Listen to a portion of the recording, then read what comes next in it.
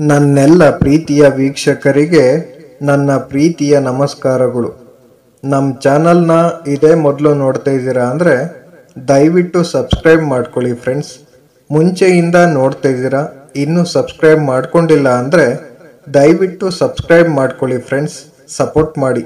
ಇವುಗಳನ್ನು ರಹಸ್ಯವಾಗಿಡಿ, ಎಲ್ಲರೂ ನಿಮ್ಮನ್ನು ಗೌರವಿಸುವರು ಎನ್ನುತ್ತಾರೆ ಚಾಣಕ್ಯ. ಸಮಾಜದಲ್ಲಿ ತನಗಾದ ಒಂದು ಪ್ರತ್ಯೇಕ ಗೌರವ ಸಿಗಬೇಕೆಂದು ಬಯಸೋದು ಸಾಮಾನ್ಯ.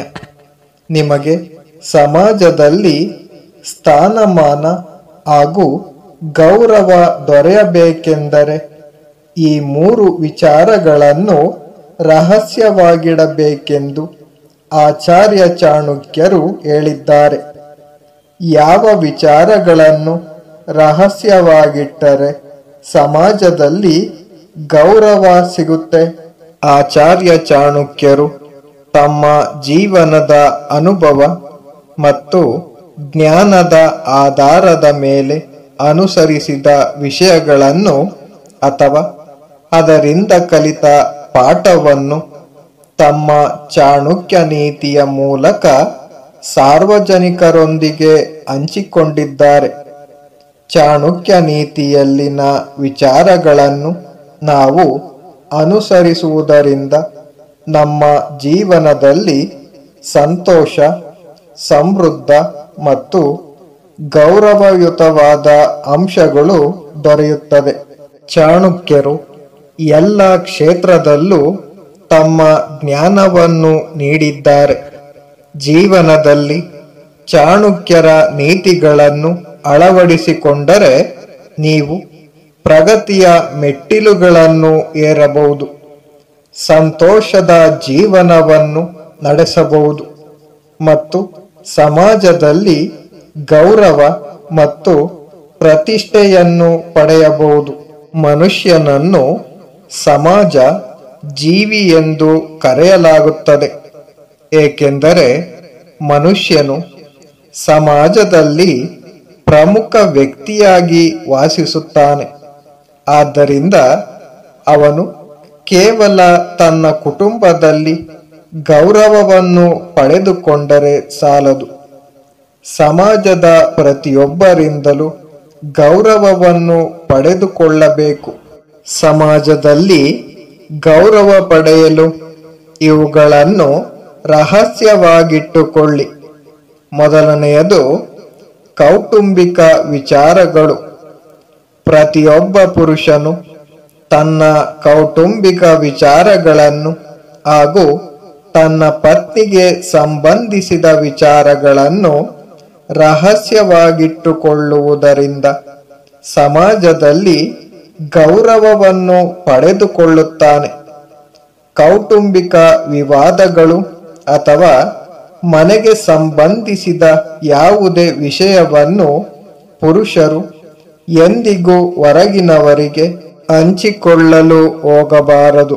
ಇದರೊಂದಿಗೆ ನಿಮ್ಮ ಹೆಂಡತಿಯ ಮೇಲೆ ಕೋಪಗೊಂಡ ನಂತರ ಅವರ ಸ್ವಭಾವ, ನಡವಳಿಕೆ ಅಥವಾ ಅಭ್ಯಾಸಗಳ ಬಗ್ಗೆ ಯಾರಿಗೂ ಹೇಳಬೇಡಿ.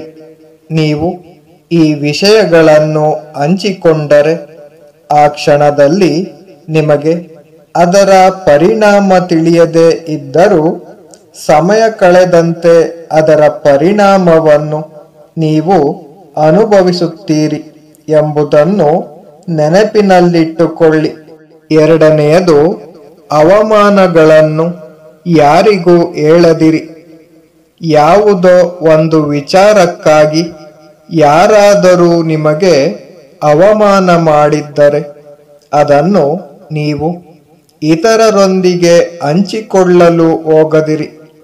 ಇಂತಹ ವಿಚಾರಗಳನ್ನು ನೀವು ತಮಾಷೆಗಾಗಿಯೂ ಯಾರೊಂದಿಗೂ ಹಂಚಿಕೊಳ್ಳದಿರಿ. ಸಾಮಾನ್ಯವಾಗಿ ಜನರು ತಮಾಷೆ ಮಾಡುವಾಗ ತಮ್ಮ ಆತ್ಮೀಯರಿಗೆ ಇಂತಹ ವಿಷಯಗಳನ್ನು ಹೇಳಿಬಿಡುತ್ತಾರೆ. ಆದರೆ ಮುಂದೊಂದು ದಿನ ಅವರಿಂದಲೂ ಮತ್ತಷ್ಟು ಅವಮಾನವನ್ನು ಎದುರಿಸಬೇಕಾಗುತ್ತದೆ.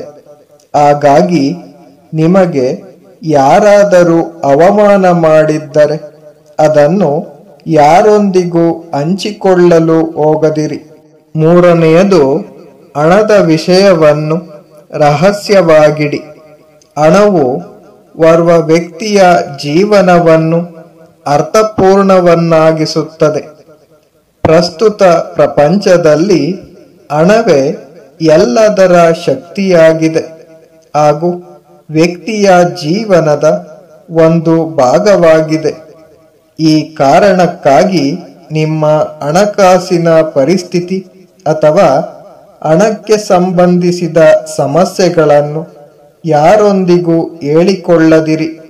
ಹೀಗೆ ಮಾಡುವುದರಿಂದ ಸಮಾಜದಲ್ಲಿ ನಿಮ್ಮ ಗೌರವ ಕಡಿಮೆಯಾಗುತ್ತದೆ ಮತ್ತು ನಿಮ್ಮಲ್ಲಿ ಹಣದ ಕೊರತೆ ಇದೆ ಎಂದು ಬೇರೆಯವರಿಗೆ ತಿಳಿದಾಗ ಅವರು ಕೂಡ ನಿಮ್ಮಿಂದ ದೂರ ಇರಲು ಬಯಸುತ್ತಾರೆ.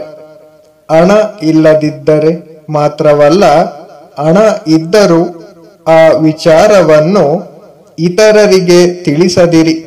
ಆಚಾರ್ಯ ಚಾಣಕ್ಯರು ನಮಗೆ ಅವರ ಚಾಣಕ್ಯ ನೀತಿಯ ಮೂಲಕ ಈ ಮೇಲಿನ 3 ವಿಚಾರಗಳನ್ನು ರಹಸ್ಯವಾಗಿಡುವುದರಿಂದ ಸಮಾಜದಲ್ಲಿ ಗೌರವ ಪ್ರತಿಷ್ಠೆಯನ್ನು ಪಡೆದುಕೊಳ್ಳಬಹುದೆಂದು ಹೇಳಿದ್ದಾರೆ. ನೀವು ಇವುಗಳನ್ನು ಯಾವಾಗಲೂ ರಹಸ್ಯವಾಗಿಡಿ. Thank you for watching friends. Please subscribe my channel.